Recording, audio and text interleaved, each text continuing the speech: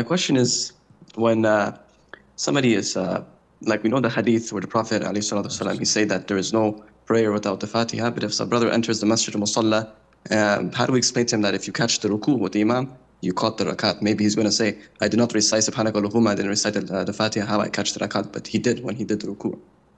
The Prophet ﷺ, as per the hadith of Abu Hurairah, may Allah be pleased with him, he said, do not recite behind the Imam anything except the Fatiha.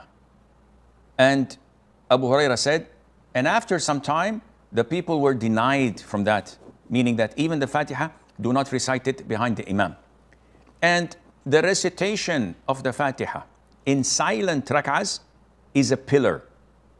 So you have to recite it in silent rak'ah, whether you're an Imam or a follower or someone praying alone.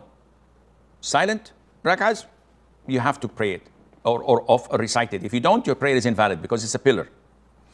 In loud rak'ahs, like the first 2 rak'ahs of Maghrib and Isha and the 2 rak'ahs of Fajr, it is an issue of dispute. And some scholars like Imam Bukhari say that it is a pillar and you must say it, and if you don't say it, your prayer is invalid. Others like Imam Abu Hanifa say, no, you must not recite it at all. And Ibn Taymiyyah, may Allah have mercy on his soul, took the opinion of Imam Malik, which states that if the Imam recites it in loud prayers, that is sufficient for the follower.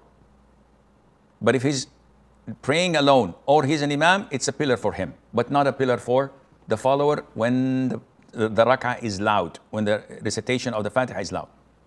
So if the follower comes in a silent rak'ah and the Imam goes for ruku' before he joins the salat, there is a hadith where a man came into the masjid where the Prophet ﷺ was in ruku'. So the man did not catch up the first rak'ah. So from the doors, he said, Allahu Akbar, Allahu Akbar. He did ruku' and walked in the ruku' position until he stood up in the raw. After the prayer was over, the Prophet said, who did this? The man said, I.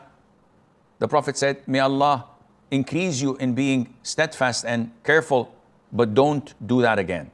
Meaning don't do ruku' at the gate and walk in a ruku' position. It doesn't look good and it's not part of the sunnah. And the Prophet did not say to him, alayhi salatu wasalam, repeat your rak'ah.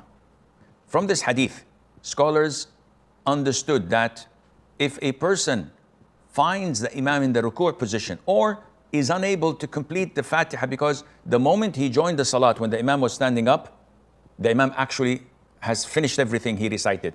So he said, Allahu Akbar, and the Imam immediately goes for ruku', Allahu Akbar.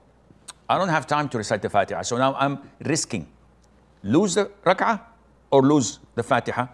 The scholars say lose the Fatiha because you have a concession, you have permission from the Sharia to join the Imam and you're exempted from reciting the Fatiha. And I hope this answers your question.